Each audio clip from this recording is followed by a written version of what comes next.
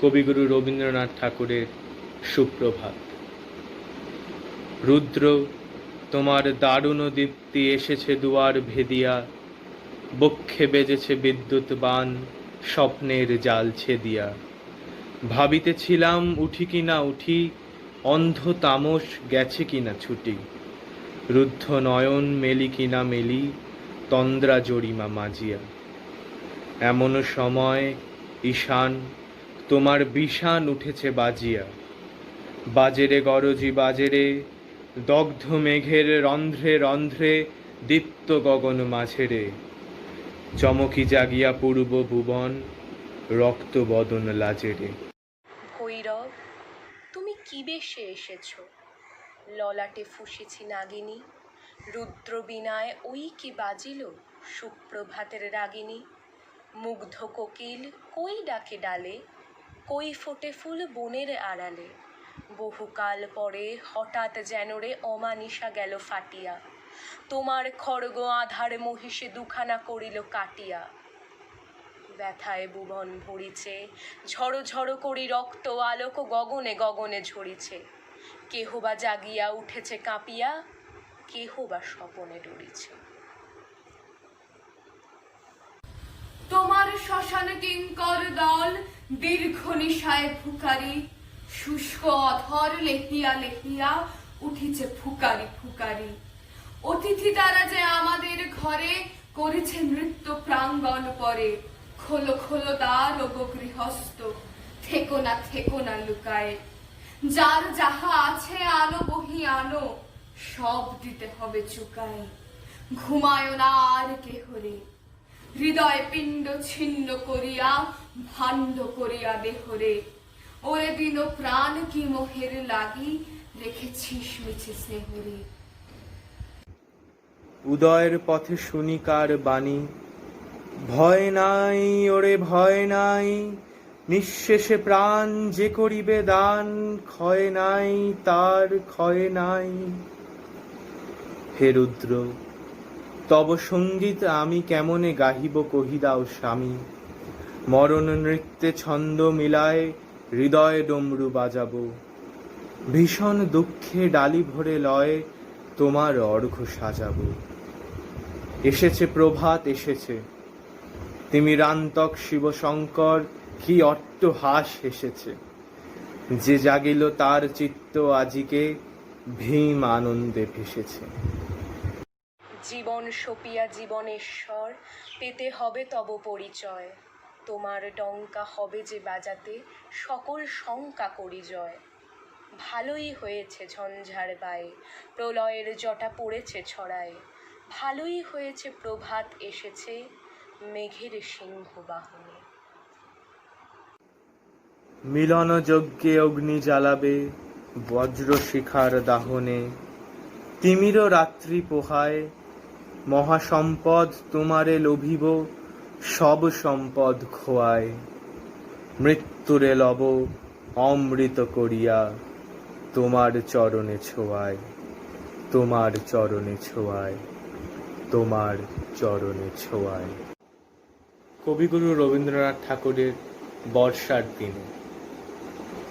এমনও দিনে তারে বলা যায়, এমনও ঘনঘোর বরিশায়, এমনও মেঘস্বরে বাদল ঝড় ঝড়ে, তপনহীন ঘন তমসায়।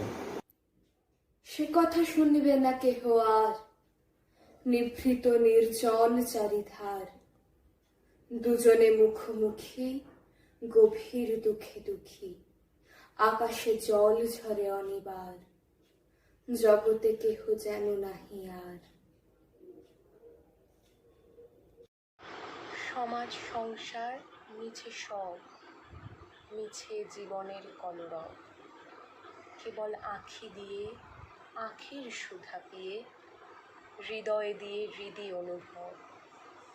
আধারে মিশে গেছে আর সব, বলিতে বাজিবে না নিজ কানে, চমক লাগিবে না নিজ প্রাণে।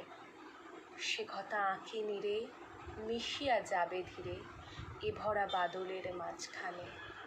সে কথা মিশে যাবে দুটি প্রাণে। তাহাতে এ জগতে ক্ষতি কার? নামাতে পারি যদি মনোভার, শ্রাবণ বরিশনে একদা গৃহকোণে দু কথা বলি যদি কাছে তার, তাহাতে আসে যাবে কি বা কার? আছে তো তারপরে 12 মাস, উঠিবে কত কথা কত হাস, আসিবে কত লোক কত না দুঃখ শোক, সে কথা কোনখানে পাবে নাশ? জগৎ চলে যাবে 12 মাস। ব্যাকুল বেগে আজে বহে বায়, বিজুলি থেকে থেকে চমকায়। যে কথা এ জীবনে রহিয়া গেল মনে, সে কথা আজই যেন বলা যায়, এমন ঘন ঘর বরিশায়। सङ्गच्छध्वं संवदध्वं संगो मनांसि जानताम् सङ्गच्छध्वं संवदध्वं संगो मनांसि जानताम् समानो मन्त्र समीति समानीति समानं मनसः चित्तं मेषा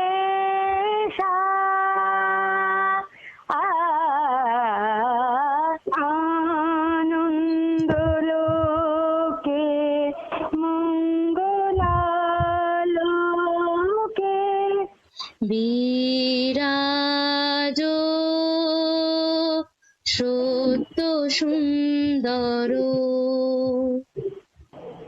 महिमा तो भाषित महागगन माঝে বিশ্ব জগত মণিভূষণ বেষ্টিত চরণে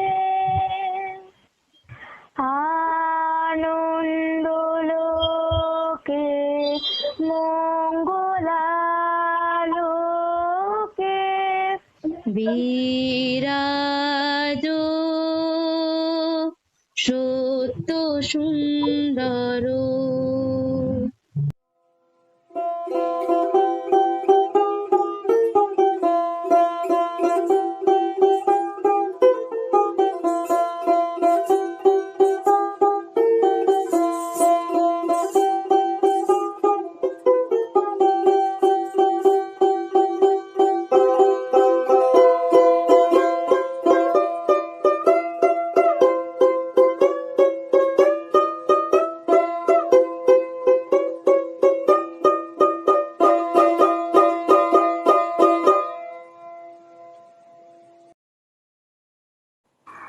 স্মৃতির পটে জীবনের ছবি কি আঁকিয়া যায় জানি না, কিন্তু যেই আঁকুক সে ছবি আঁকে। অর্থাৎ যাহা ঘটিতেছে তাহার অবিকল নকল রাখিবার জন্য সে তুলি হাতে বসিয়া নাই। সে আপনার অভিরুচি অনুসারে কত কি রাখে, কত কি বাদ দেয়, কত বড়কে ছোট করিয়া তোলে, কত ছোটকে বড় করিয়া তোলে। সে আগের জিনিসকে পাছে ও পাছের জিনিসকে আগে সাজাইতে কিছুমাত্র দ্বিধা করে না। বস্তুত তাহার কাজই ছবি আঁকা, ইতিহাস লেখা নয়। Rabindranath was born on 7th of May 1861 in a palatial house of Calcutta, then which was the capital of British India. He wrote Jivan Shriti when he was 15, which was his premature autobiography. It is natural that much of his colorful 80-year-old life remains untouched here.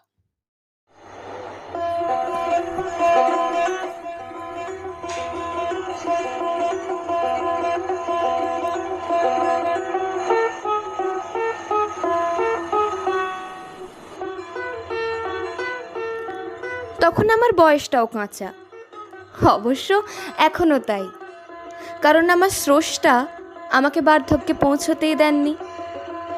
তুমি আমায় সব দিলে, তার সাথে একজনকে কেড়েও নিলে। তখন আমি যৌবনের প্রতিমূর্তি, আলোর প্রতিমূর্তি এবং স্বাধীনতার প্রতিমূর্তি। তখন তুমি আমার গায়ে লেপেছ ধানি রঙের শাড়ি আর কানে রক্তকরবীর কুণ্ডল। তবে তোমার কাছে আমার প্রশ্ন আছে কবি, যে আর কত রঞ্জনকে রক্তকরবী বরণ করতে হবে, যে দুই হাতে দুই দাঁড় ধরে আমাকে তুফানের নদী পার করে দেয়, বুনো ঘোড়ার কেশর ধরে আমাকে বনের ভিতর দিয়ে ছুটিয়ে নিয়ে যায়, লাফ দেওয়া বাঘের দুই ভুরুর মাঝখানে তীর মেরে সে আমার ভয়কে উড়িয়ে দিয়ে হা হা করে হাসে, আমাদের নাগাই নদীতে ঝাঁপিয়ে পড়ে স্রোতটাকে যেমন করে তোলপাড় করে, প্রাণ দিয়ে সর্বস্ব পণ করে হার জিতের খেলা খেলে, সে খেলাতেই আমাকে জিতে নিয়েছে। একদিন একদিন তুমিও তো তার মধ্যে ছিলে, কিন্তু কি মনে করে বাজি খেলার ভিড় থেকে একলা বেরিয়ে গেলে? যাওয়ার সময় কেমন করে আমার মুখের দিকে তাকালে বুঝতে পারলুম না। তারপরে কতকাল খোঁজ পাইনি। কোথায় তুমি গেলে বলো তো? কবি, আমাদের এখানে মানে এই যক্ষপুরীতে সোনা প্রচলিত নয়, বা মাটির ভেতর থেকে কিছু বের হয় না। এখানে এক প্যাত প্যাতে কাগজের কত শক্তি জানো? তার নাম টাকা। এবং সেই টাকার সামনে বিক্রি হয় মনুষ্যত্ব, বিক্রি হয় তোমার হাজার হাজার রঞ্জনের প্রাণ। তবে জানো কবি, এই প্রেমহীন সময়ে দাঁড়িয়ে তোমার নন্দিনী গান ধরতে ভোলে না, ভালোবাসতে ভোলে না, কারণ সে তো কোনো রাষ্ট্র বা রাজাকে ভয় করে না, কারণ তারা তো বানিয়ে তোলা। যেমন উলঙ্গের কোনো পরিচয় নেই, বানিয়ে তোলা খাপড়ে কেউ বা রাজা কেউ বা ভিখিরি। কিন্তু কবি, আমরা কি সত্যিই কোনো রাজা বা রাষ্ট্রের সামনে বিপ্লবের গান ধরতে ভুলে গেছি, না ভোলার ভান করে চুপটি করে বসে আছি বলো তো?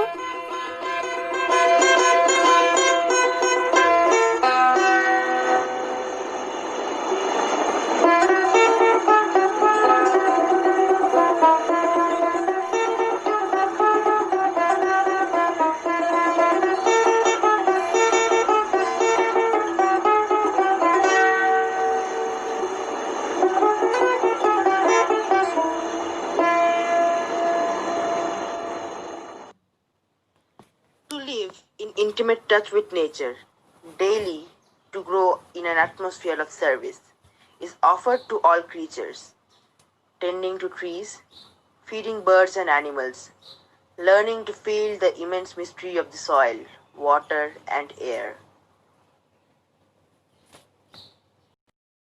অন্ন চাই, প্রাণ চাই, আলো চাই, চাই মুক্ত বায়ু, চাই বল, চাই স্বাস্থ্য, আনন্দ উজ্জ্বল পরমায়ু, সহসা বিস্তৃত বক্ষপট।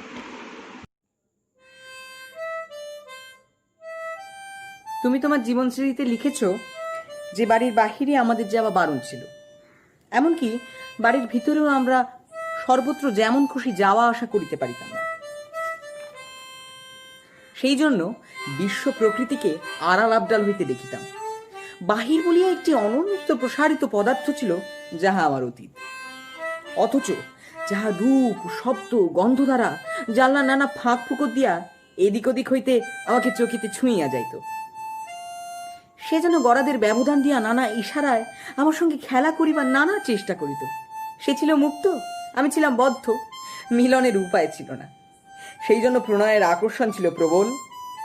আজ সেই খড়ির গণ্ডি মুছিয়া গেছে, কিন্তু গণ্ডি তবু ঘোচে নাই। দূর এখনো দূরে, বাহির এখনো বাহিরেই। তাই কি তুমি ঠিক করলে বলো? তুমি না হয় তখন বদ্ধ ছিলে, তাই বলে আমাকে কেন, আমাকে জানলার ধারে বসিয়ে বন্দি করে দিয়ে আজগুবি সব স্বপ্ন দেখালে। তাই তো আমি সুধাকে বলি, জানি, আমি খুব জানি, আমার মনে হয় আমাকে যদি সবাই ছেড়ে দেয় তাহলে আমি চলে যেতে পারি খুব ঘন বনের মধ্যে, যেখানে রাস্তা খুঁজে পাওয়া যায় না। সরু ডালের সব আগায় যেখানে মনুয়া পাখি বসে দোলা খায়, সেইখানে আমি চাপা হয়ে ফুটতে পারি। তুমি আমার পারুল দিদি হবে? তুমি আমাকে না হয় ডাকঘর করার হতে দাওনি, ভিখিরি হতে দাওনি। এই নিবিড় গভীর রহস্যময় পৃথিবীকে আলিঙ্গন করতে শিখিয়েছ, নতুন রূপে চিনিয়েছ। তাই তো আমি পণ্ডিত হতে চাইনি। সেই পাঁচমুড়া পাহাড়, শ্যামলী নদী আমার বড় চেনা জায়গা।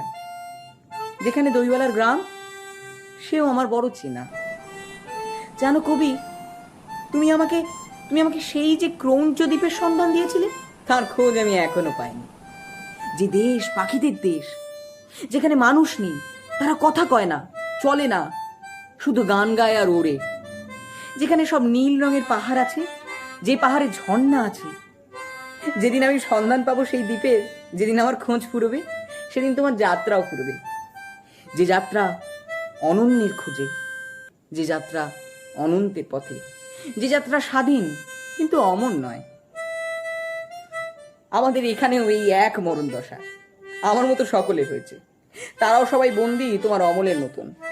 কে জানে, তারাও হয়তো জানলার গড়াত ধরে দাঁড়িয়ে থেকে কোনো অদ্ভুত দ্বীপের স্বপ্ন দেখে।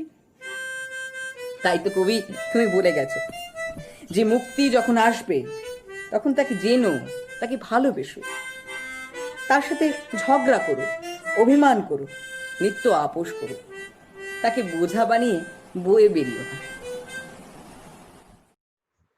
খাঁচার পাখি ছিল সোনার খাঁচাটিতে, বনের পাখি ছিল বনে। একদা কি করি আমি রণ হলো তোকে, কি ছিল বিধাতার মনে। বনের পাখি বলে খাঁচার পাখি ভাই, বনেতে যাই দোহে মিলে। খাঁচার পাখি বলে বনের পাখি আর খাঁচায় থাকি নিরিবিলে। বনের পাখি বলে না আমি শিকলে ধরা নাহি দিব। খাঁচার পাখি বলে হায় আমি কেমনে বনে বাহিরিব। বনের পাখি গাহে বাহিরে বসি বসি, বনের গান ছিল যত। খাঁচার পাখি গাহে শিখানো বুলি তার, দোহার ভাষা দুই মতো। বনের পাখি বলে খাঁচার পাখি ভাই, বনের গান গাও দেখি। খাঁচার পাখি বলে বনের পাখি ভাই, খাঁচার গান গাও শিখি। বনের পাখি বলে না আমি শিখানো গান নাহি চাই। খাঁচার পাখি বলে হায় আমি কেমনে বন গান গাই। বনের পাখি বলে আকাশ ঘন নীল, কোথাও বাধা নাহি তার। খাঁচার পাখি বলে খাঁচাটি পরিপাটি, কেমন ঢাকা চারিধার। বনের পাখি বলে আপনা ছাড়ি দাও, মেঘের মাঝে একেবারে। খাঁচার পাখি বলে নিরালা কোণে বসে, বাঁধিয়া রাখো আপনারে। বনের পাখি বলে না সেথা কোথায় উড়িবারে পাই। খাঁচার পাখি বলে হায় মেঘে কোথায় বসিবার ঠাই। এমনি দুই পাখি দোহারে ভালোবাসে, তবুও কাছে নাহি পায়।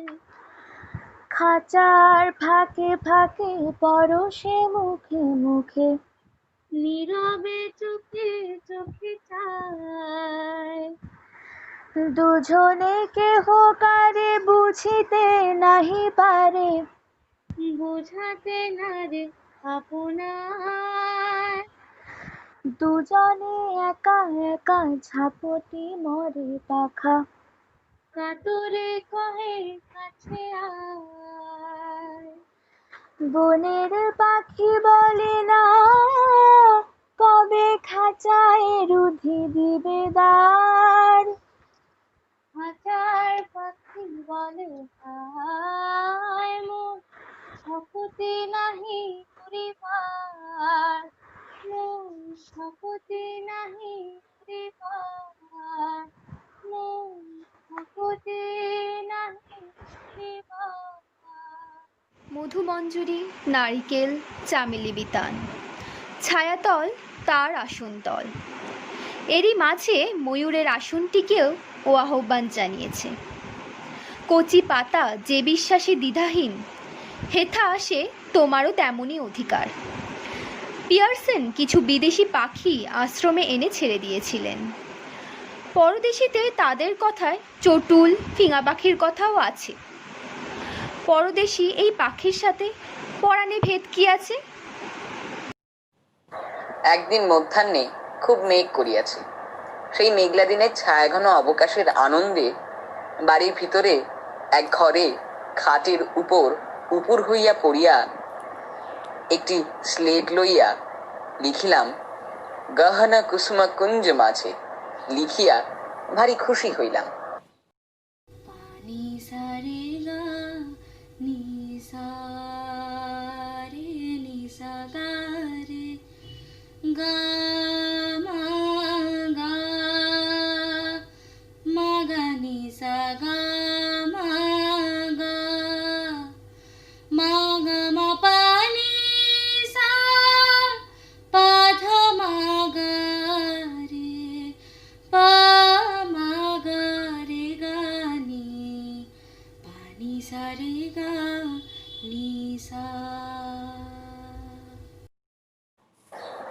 সাহিত্যে বৌঠাকুরনের প্রবল অনুরাগ ছিল। বাংলা বই তিনি যে পড়িতেন কেবল সময় কাটাইবার জন্য তাহা নয়, তাহা যথার্থই তিনি সমস্ত মন দিয়া উপভোগ করিতেন। তার সাহিত্য চর্চায় আমি অংশী ছিলাম। গহনা কুসুম কুঞ্জ মাঝে, মৃদুল মধুর বংশী বাজে, সরিত্রাস লোক লাজে, সজনিয়া আলো গহনা কুসুম কুঞ্জ মাঝে। For a 12-year-old boy troubled with the happenings at school, father's proposal to take him on his very first journey filled the child's heart to the brim with extreme keenness, a sense of solace, an escape from the monotonous life at the Bengal Academy. The inquisitive mind was raring to catch his first glimpse of Bolpur along with the abode of peace, Shantiniketan. The following dawn, the mysteries of the land unfolded itself in front of little Roby, who could only keep gazing at the vastness of the sky, wondering what crazy adventures the place held for him. It wasn't much later that he perceived how out of the ordinary Bolpur was. There was something exotic about the place. He had never felt this way before. I wonder if he knew back then that his identity would someday be attached to the entire existence of this strange, poetic land. তুমি আমায় তটো তটো তোতয় করতে দিলে না, পুঁথির বোঝা চাপালে না আমার ঘাড়ে। তুমি আমায় তৈরি করতে বললে নতুন অচলায়তন, কিন্তু আমি পারিনি ঠাকুর। তোমার পঞ্চকে যে অচলায়তন তৈরি করতে বলেছিলে তার এখন অভয়ের প্রয়োজন। আচ্ছা জানো ঠাকুর, তোমার দেয়া সংলাপ যেন কেমন মিলে যাচ্ছে এই সমাজের সঙ্গে। আচ্ছা ঠাকুর, তুমি কি কোনো ভয়, কোনো ভাবনাই রাখতে দেবে না? অথচ জন্মাবধি আমাদের ভয়ের অন্ত নেই। মৃত্যু ভয়ের জন্য অমিতায়ধারিণী মন্ত্র, শত্রু ভয়ের জন্য গৃহমাতৃকা, বাইরের ভয়ের জন্য অভয়ঙ্করী, সাপের ভয়ের জন্য মহাময়ূরী, বজ্র ভয়ের জন্য বজ্র গান্ধারী, ভূতের ভয়ের জন্য চণ্ড ভট্টারিকা, চোরের ভয়ের জন্য হরহর হৃদয়া। কিন্তু ঠাকুর, তুমি এখানে ভুল করেছ। কোনো রাজা বা এখানকার কথায় রাষ্ট্রকে ভয় পাওয়ার কোনো মন্ত্র দাওনি। জানো ঠাকুর, এখানে মানে এখানকার ভাষায় তাদের বলে শ্রমিক, ওখানে বলে সংপাংশু। তা এখানে বড় বড় অচলায়তন তৈরি হয়, বড় বড় ধর্ম প্রতিষ্ঠান তৈরি হয়, ইমারত তৈরি হয়, আর এখানে 16খানা সংপাংশুর লাশ এখন আমার চোখের সামনে কেঁপে ওঠে। তাদের গলায় রাষ্ট্রের নির্দয় কোপ, তাদের গলায় দেবতাদের ততয়ের কোপ, তাই তাদের গলায় চাপ চাপ রক্ত দগদগ করছে। কি অদ্ভুত না ঠাকুর? ভাবনি না? আবার তোমায় পঞ্চককে বলতে হবে এত কথা? সত্যি বলছি ঠাকুর, তোমার পঞ্চকও ভাবেনি কখনো। আসলে খাঁচায় যে পাখিটার জন্ম, সে আকাশকে সবচেয়ে ডরায়। সে লোহার শলাগুলোর মধ্যে দুঃখ পায়, তবু দরজাটা খুলে দিলে তার বুক দূর দূর করে, ভাবে বন্ধ না থাকলে বাঁচব কি করে? আপনাকে যে নির্ভয়ে ছেড়ে দিতে শেখেনি ঠাকুর, এটাই আমাদের চিরকালের অভ্যেস।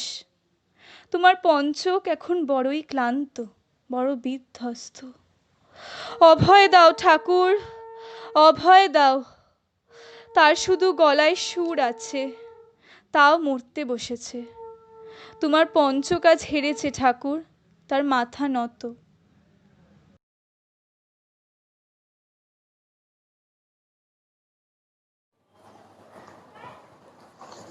আজ না হয় আমার কথা নাই বললাম, তবে আমাকে নিয়ে যে তুমি ভাঙাগড়া করেছো তা নিয়ে আমার আপত্তি নেই। আমার আজ তোমার কাছে কোনো নালিশ নেই, তবে তুমি যে সত্যিকারের যাত্রী হলে তা আমি জানি, আর জানে তোমার চরিত্রেরা। তোমার এই রুচিবোধ আমাকে মুগ্ধ করে। তুমি তো আজন্মই বলেছো গন্তব্য মূল্যবান না, যাত্রাটা মূল্যবান। সেই ট্রেনে যেতে যেতে তোমার বেগুনি রঙের ফুল দেখে এক অনাবিষ্কৃত সম্ভাবনা আবিষ্কার করা, এ তো তোমারই রুচি, তাই না যাত্রী? 1941 সালের 22শে শ্রাবণ দুপুর 12টা তোমাকে এক অন্য মান দিল, জানো কবি? তুমি আর কোনো বাঙালি, কোনো জোড়াসাঁকো কিংবা কোনো গোষ্ঠীর রবীন্দ্রনাথ রইলে না। মানে আমার আশ্চর্য লেগেছিল জানো, যখন তোমার শেষ গান অমলের জন্যে সম্মুখে শান্তি পাড়াবার গাওয়া হলো না। তবে এও ভেবে অবাক লাগে, 1941 সালের 22শে শ্রাবণের দুপুর 12টার পর থেকে কেউ রবীন্দ্র স্মৃতি লিখল। তোমার কলম তখন স্তব্ধ, তুমি বিদায় নিয়েছ। মহাভারতে ঠিক যুধিষ্ঠিরের রথের চাকা যেমন মাটির উপর ভেসে ভেসে যেত, তুমিও তেমনি ভেসে ভেসে চলে গেলে মানুষের কাঁধে চেপে। এখনো তুমি ভাসছো, এখনো তুমি যাত্রা করছো।